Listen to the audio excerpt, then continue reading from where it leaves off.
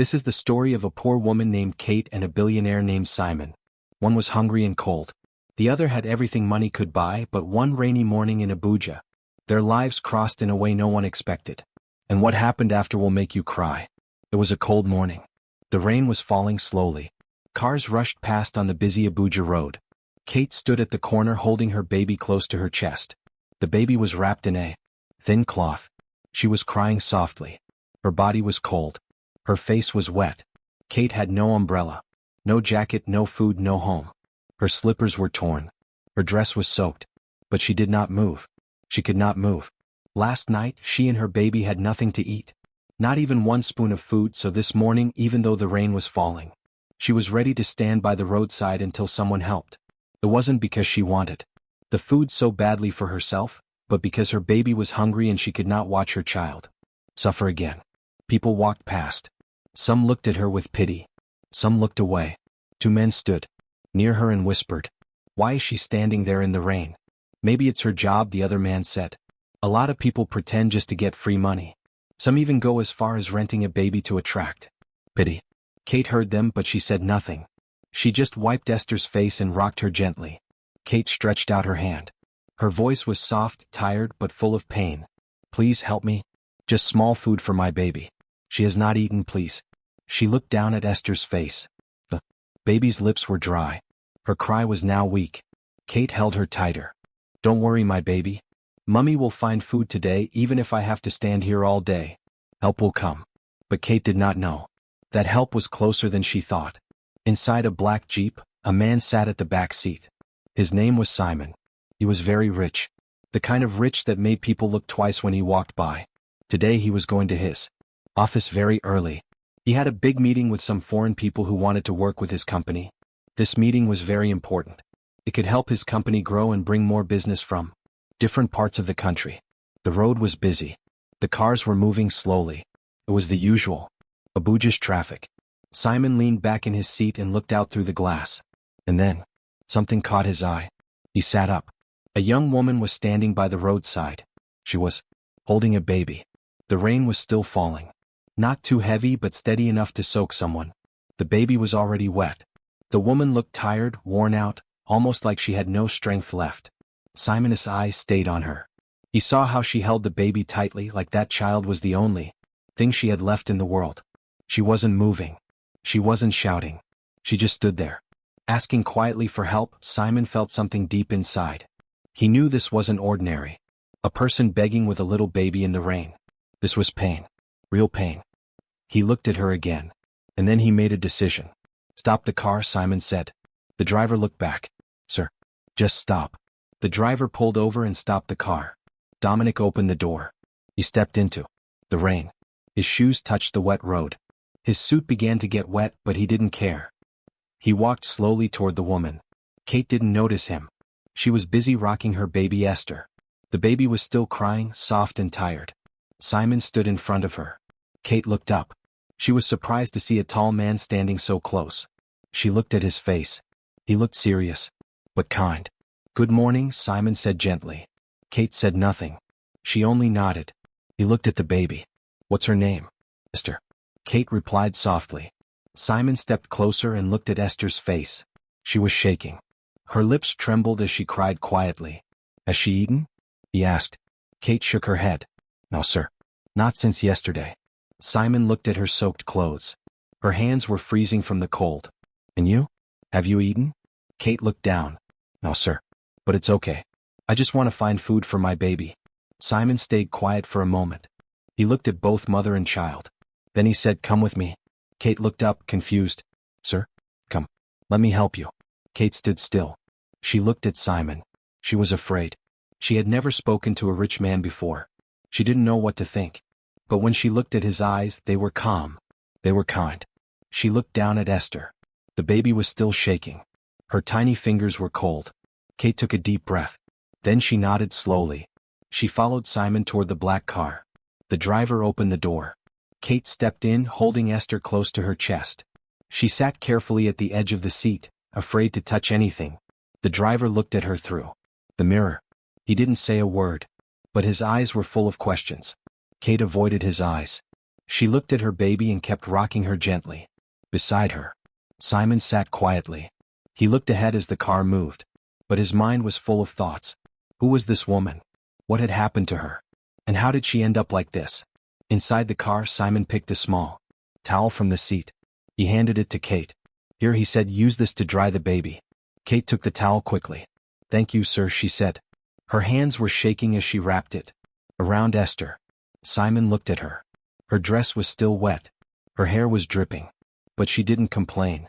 She was only focused on her baby. What's your name? He asked. Kate. She replied softly. Okay, Kate. Where is your home? Kate looked down. She didn't speak at first. Then she said in a low voice, we sleep on the street, sir. Simon nodded slowly. He didn't show shock. He just breathed in and said, all right, I'll take you somewhere safe. Kate looked up. Her eyes were wide. Really, sir? Simon nodded. Yes, somewhere dry and warm. You and Esther need rest and food. Tears filled Kate's eyes. But she wiped them quickly. Thank you, sir. God bless you. Simon said nothing more. He looked out the window deep in thought. But Kate did not know that this was just the beginning. Simon looked at his watch again. He knew he was almost late for the meeting. The foreign representatives might be waiting at his office already. It was an important meeting, one that could affect a significant growth in his company. But he looked at Kate. He looked at her baby Esther. They were both tired, cold, hungry. He shook his head. No, he said to himself. They need food first. He told the driver to stop. At a small restaurant. They went inside. Simon didn't care who was watching.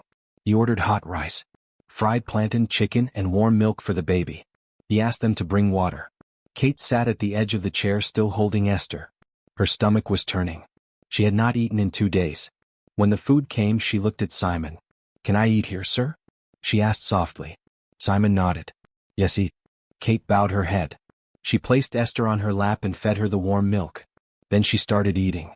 She ate slowly at first, like someone who was afraid the food would disappear. Tears rolled down her cheeks as she chewed. Simon watched in silence. He didn't speak. He just waited. When she finished, she wiped her mouth with the back of her hand. Then she looked up at Simon. Her voice was quiet. Thank you, sir. God bless you, sir. Simon leaned forward. Tell me what happened to you. How did you end up like this? Kate looked down at her baby. Then she began to speak. Sir, I don't have anyone in this world. My parents died when I was a little girl. I grew up in an orphanage in Olu. Life was hard. Very hard. As I grew older, I learned how to survive. I worked in people's houses. I cleaned. I washed. I cooked. Anything I could do to survive.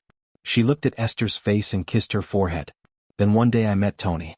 He was a taxi driver in Lagos, but he came from a neighboring country. He was kind, and we became close. We loved each other. After 1 year, he said we would get married. She paused. Simon was still listening. The restaurant was quiet.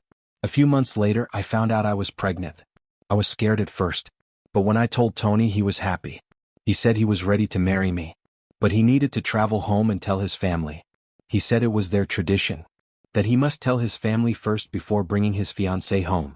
Her voice broke. That was the last time I saw him. Simon blinked. He sat up straight. What do you mean? Kate nodded slowly. He promised to come back in 1 week, but he never came back. His number stopped going. I waited. I cried. I begged his friends. But no one knew anything. Or maybe they were just hiding. The truth, I don't know. I had no money left. I lost the house I was staying in. No job would take me because of the pregnancy. So I started sleeping outside. I begged for food. She wiped her eyes. Now Esther is all I have. Simon's heart was heavy. He looked at the little girl, now sleeping peacefully. Then he looked at Kate. She was still young, still full of hope. But life had treated her like nothing. Simon took a deep breath. He made a quiet promise in his heart. This is not where her story will end. Simon reached into his pocket. He brought out some money. Then he placed it on the table in front of Kate. Take this, he said. It will help you and your baby for now. Kate looked at the money. Her hands began to shake. Stir. This is too much, she said quietly. I can't take all of this. Simon looked her in the eyes. Take it, he said again gently. You need it? Kate looked down at Esther, who was still asleep in her arms. She picked the money and held it close to her chest. Then she bowed her head. Thank you, sir.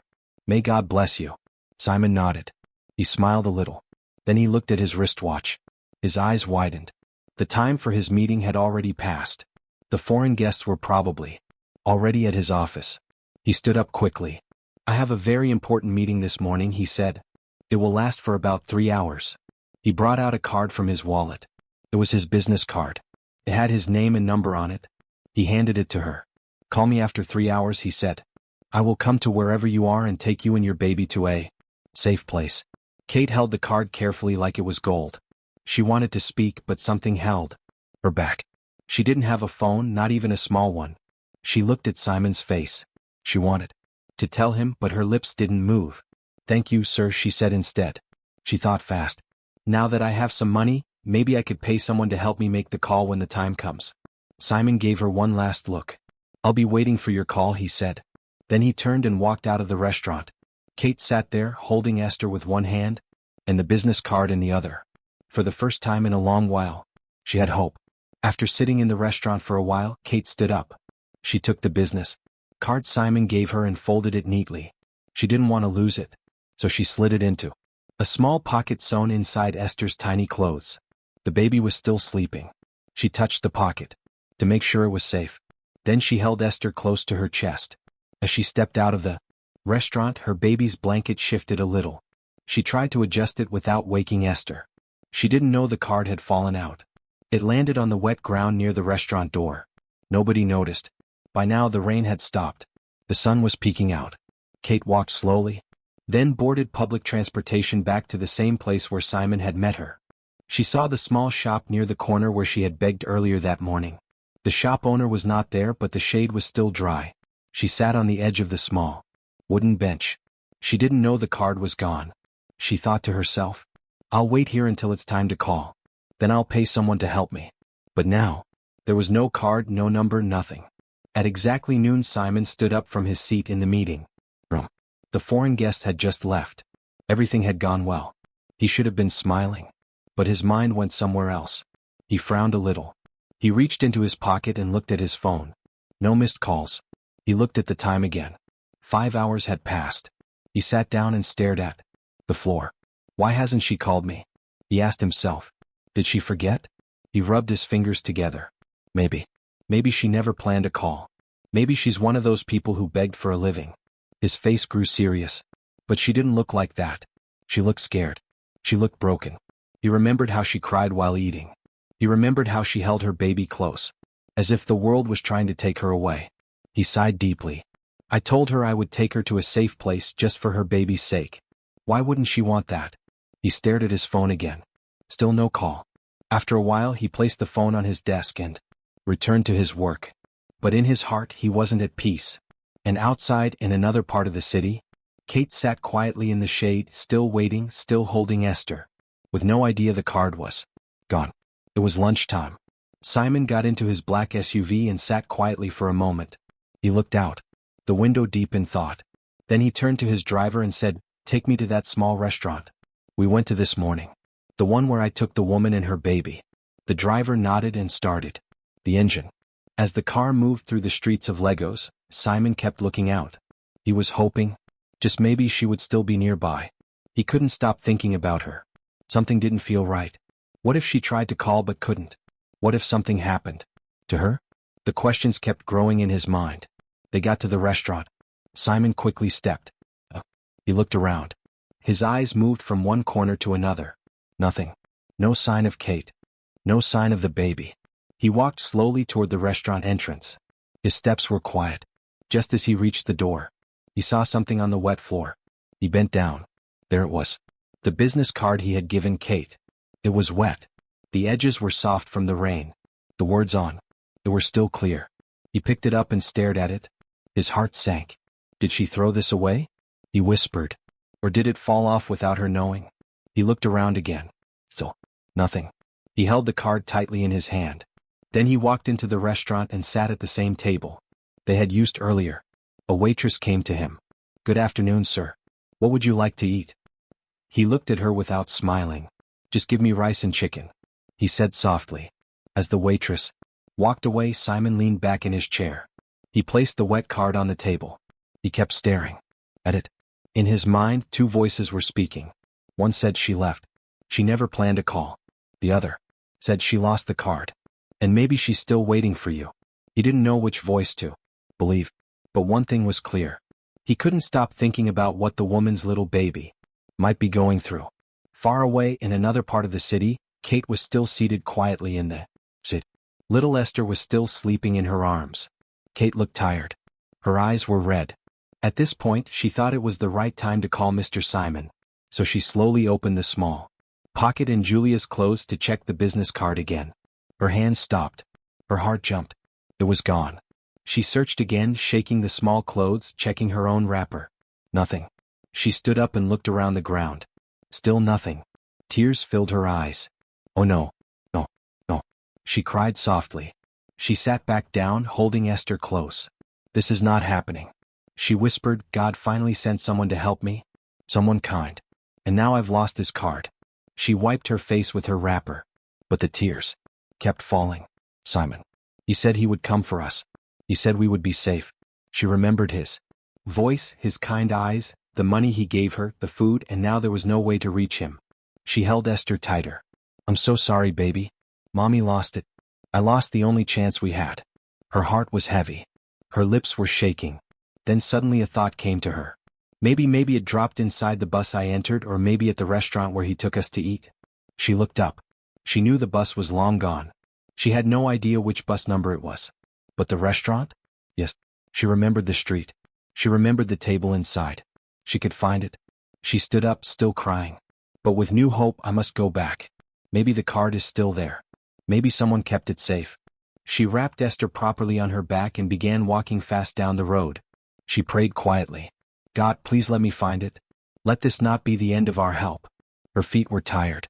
Her body was weak, but her heart kept moving. She found a small yellow bus going towards the area. She climbed in and sat quietly. She didn't speak much. Her eyes stayed on the road. Every stop made her heart beat faster. Finally, the bus stopped at the bus stop close to the restaurant. She came down, looked around, and walked quickly. Would the card still be there? She didn't know. But she was ready to find out. Simon sat quietly in the restaurant, finishing his food. His mind was still on the card. He picked it up, cleaned it with a tissue, and looked at it for a while. He let out a long sigh and stepped out of the restaurant. His driver opened the car door. And Simon stepped in. Let's go back to the office, he said as Simon's car pulled out from the front of the restaurant. Kate was just a few steps away. She didn't see his face through the dark car window. He didn't see her either. By the time she reached the restaurant, the car was gone. She stood in front of the door, breathing hard. She walked in slowly, holding her baby to her chest. Looking around. Everything looked the same. But something was missing. She went to the same table where they ate that morning. The table was clean. No card. No sign. She bent down and checked under the table. Nothing. She turned to one of the waitresses nearby. Excuse me, please. Did anyone find a small card here? Hannah asked, her voice shaking. The waitress looked at her and shook her head. No, madam, we cleaned the whole place. Nothing like that. Kate's eyes were full of tears. She stepped outside, holding Esther close. Esther had started crying. Kate tried to calm her, but her own tears were falling too. Her only chance was gone. And she had no idea how close she had been to getting help. She turned and walked away slowly, not knowing that the man she was looking for had just left, only seconds before. That night, Kate sat on the cold floor of the unfinished building. It was dark. There were no windows, just broken walls and open space. She placed some old clothes on the floor and laid Esther down. Gently. Esther was already asleep, her tiny hand resting on Kate's arm. Kate sat beside her, staring at the ceiling with tears in her eyes. She whispered, God, I don't want my child to grow up like this. Please help us. She thought of Simon, his face, his kindness, the way he looked at her. And her baby. Then she thought of the card. She had lost it. She pressed her hands against her chest and sighed deeply. Maybe I'll never see him again, she said softly. But just before closing her eyes, she made a decision. A quiet but strong decision. I will go back to that spot. The same place he saw me. Maybe, just maybe, he might pass there again. She didn't sleep much. The wind blew through the open space. Mosquitoes bit her arms. Esther cried in the middle of the night. Still she held on. By early morning, Kate was already up. She cleaned Esther with some water from a small bowl. She dressed her up and brushed her hair. gently. She looked at Esther and smiled. We will be okay. I promise. Kate was not hungry that morning. Simon had given her enough money to feed them for even more than a week. But today was not about food. Today was about hope. She left the building and walked down the road with her baby on her back. She didn't beg. She just stood at the same spot where Simon had seen her that first morning. Watching, waiting, hoping. Would he pass this way again? She didn't know. But she was ready. To wait for as long as it would take. The sun was already high in the sky. It was a bright and happy morning in Simon's house. Today was special. His younger brother Peter was coming back home. After 17 long years, 17 years away in Atlanta. Simon had been waiting for this day. He didn't go to the office. He had planned everything. He informed the driver early and said, "Please go to the airport. My brother is landing this morning. Make sure you're there on time." "Yes, sir." The driver replied and left quickly. Simon walked around the house with a smile on his face. He went into the kitchen and spoke with the chef.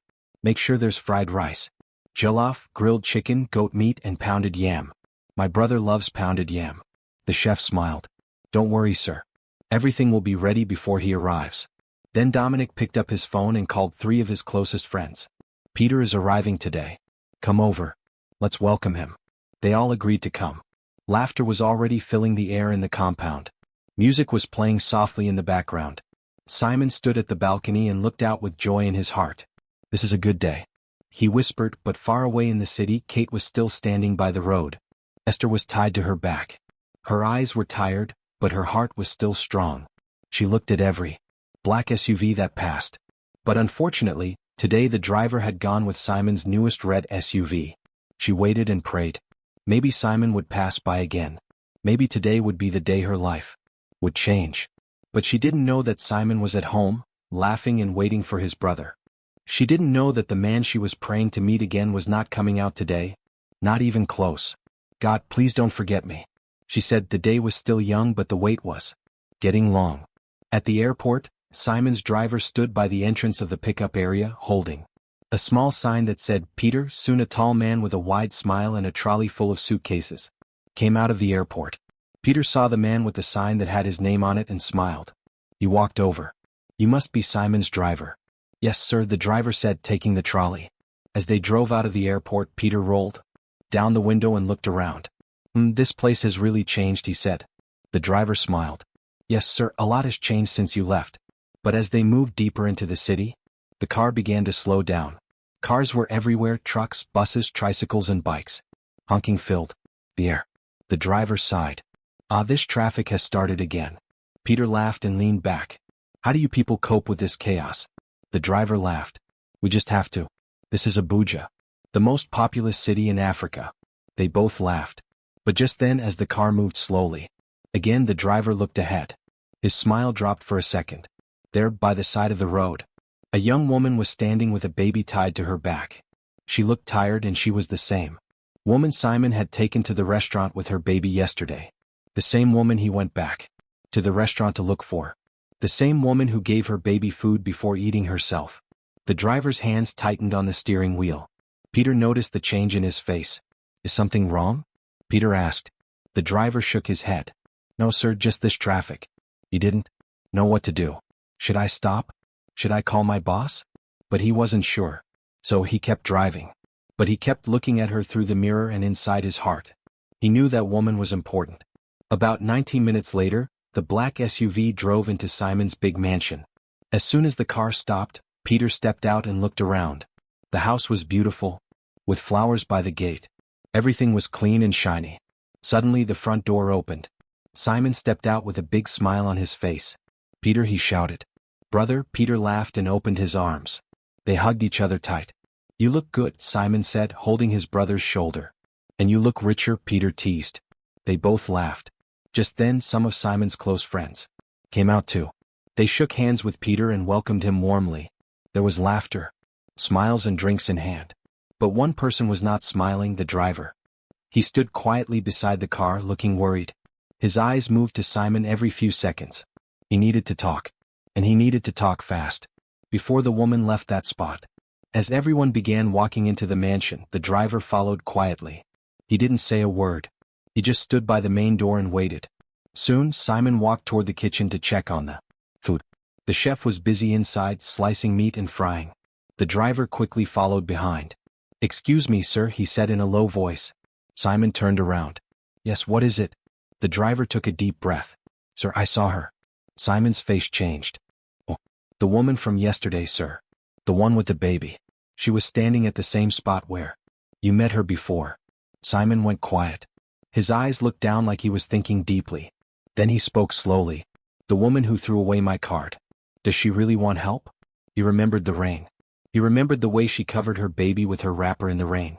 He remembered her saying, "My baby didn't eat last night." He felt something move in his chest. Maybe she was just scared. Maybe she did not throw the card away deliberately. He looked at the driver and said, "Go back to that spot now. If she's still there, ask her why she didn't call me. If her reason makes sense and if her face shows that she really wants help, bring her to me." The driver nodded. "Yes, sir." He turned and walked out fast. Hannah was still standing by the roadside. She looked tired, was quiet in her arms. The sun was hot now and the baby's tiny head was sweating. Kate looked down the road again. Her eyes searched for any sign of Simon's car, but nothing. She looked at the sky. Then at her baby, her heart was beginning to sink. "It's past 12 already," she said softly. "If he was going to the office like yesterday, he would have passed by now." She looked up again, still hoping.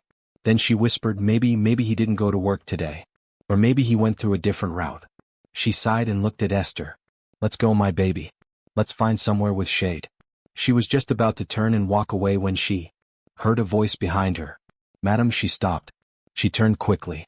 A red SUV had stopped by the roadside. The window rolled down. The man inside pointed at her. "Wait," he said. She looked closely. It was Simon's driver. Her eyes opened wide. Her heart jumped. She held Esther tighter. As the driver opened the door and stepped out, Hannah took a small step forward. The moment their eyes met, tears filled hers. She didn't cry loud, but the tears were there. She quickly spoke, her voice shaking. "I'm sorry," she said. "I lost the card he gave me yesterday. I looked everywhere.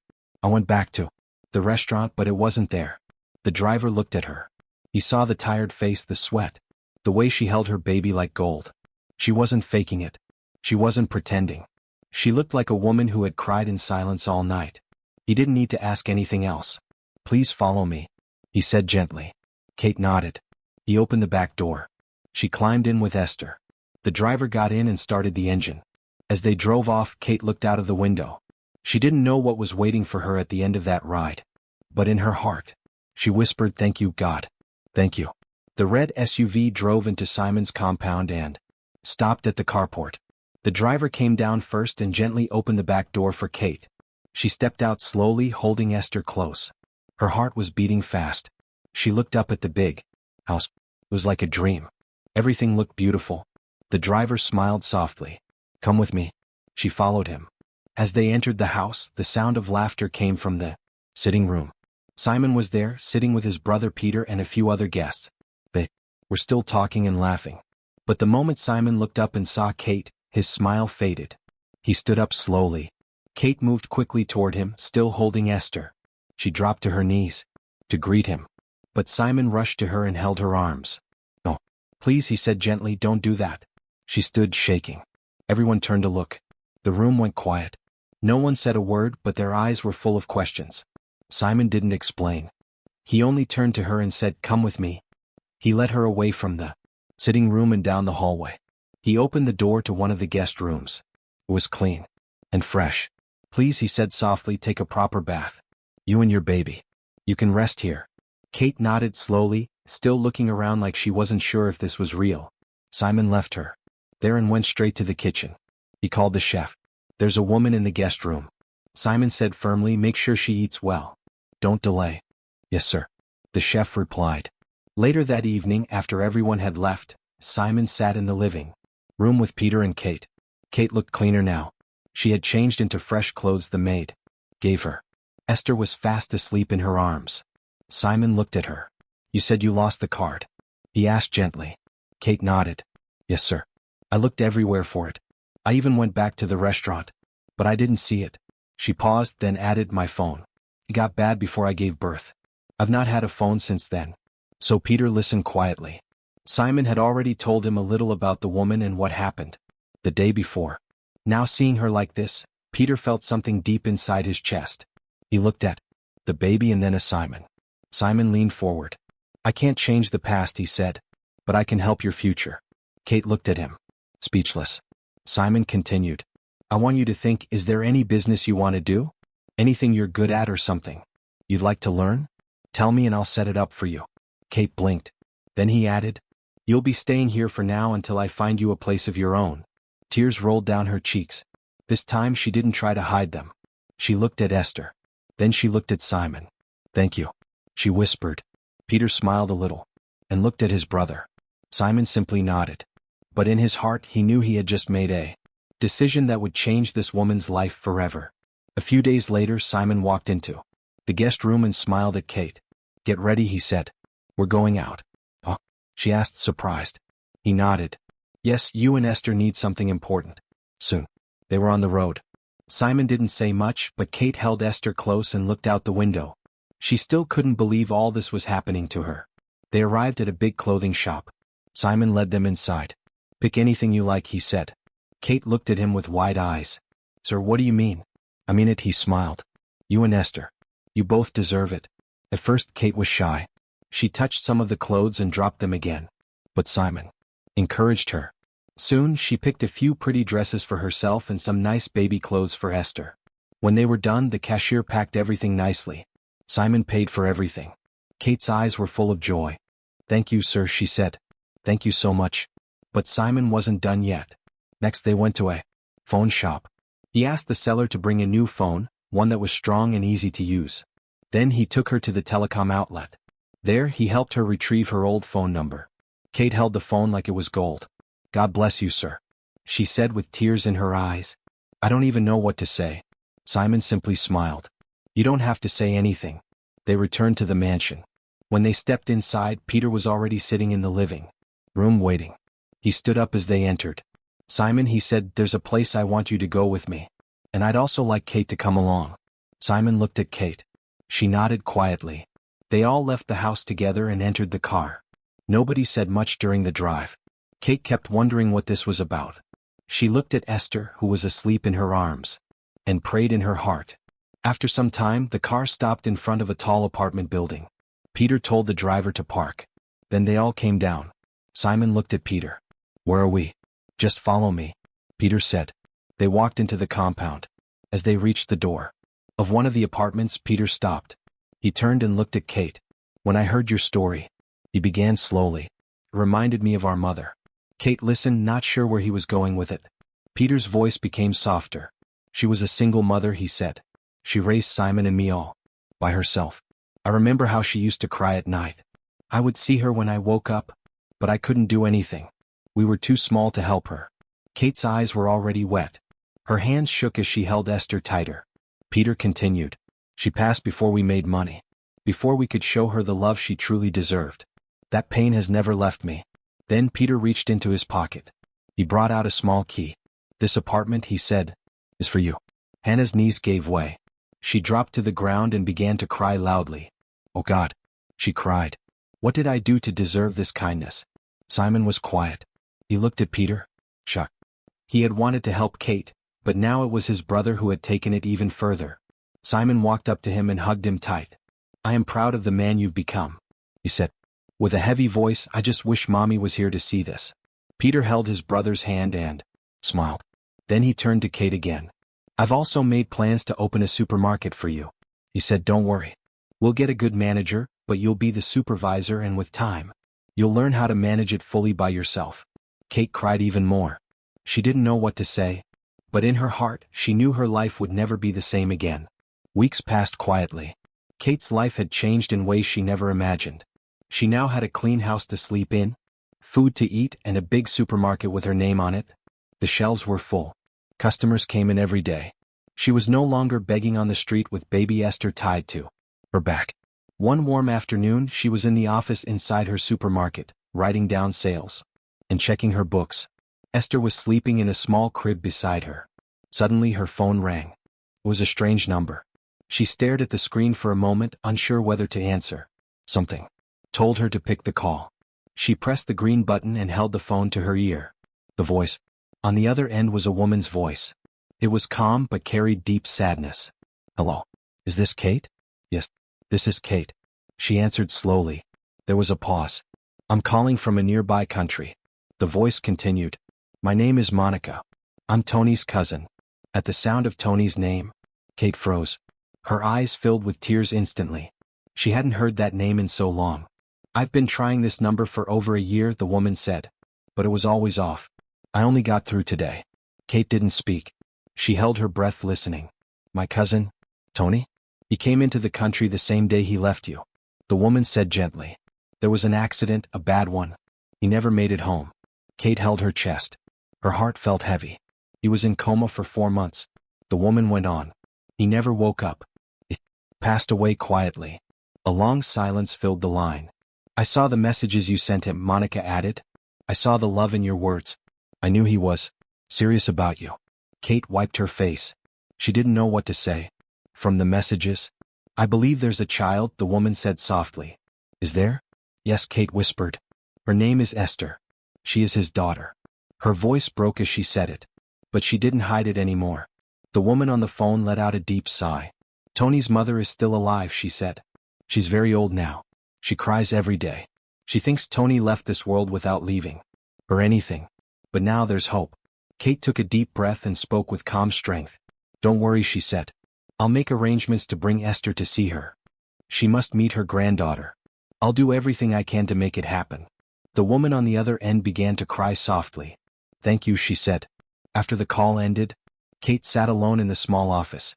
Tears rolled down her cheeks, not tears of pain, but tears of peace. For so long she had lived with questions. She had lived with silence. But now she knew the truth. Tony didn't abandon her. He never came back because he couldn't. He was already fighting for his life. Kate had finally found closure. And now her daughter, Esther, would grow up knowing where she came from. A few days later, Simon and Peter came by the supermarket. They saw Kate smiling again, this time from a place deep inside her. Simon placed his hand on her shoulder. "You're strong," he said. And she was. Because even though life had tried to break her, she stood up again. Not with hate, not with anger, but with hope. And with that, a new chapter began for Kate and her daughter Esther. Real wealth is not in money but in how we treat people who can't pay us back. We rise by lifting others. And even when life seems unfair, don't give up. Sometimes the help you need is watching you quietly, ready to show up when you least expect it. Also, never judge people by what they're going through. Everyone has a story. And with just one act of kindness, you can become the turning point in someone's life. Now tell me, what did you learn from Hannah's story? Was there a moment that made you cry or smile? Let me know in the comment section. I would love to read your thoughts. A brand new story is coming. In just a few days. It's deep, emotional, and full of unexpected twists. So please subscribe to my channel. Turn on the notification bell so you don't miss it.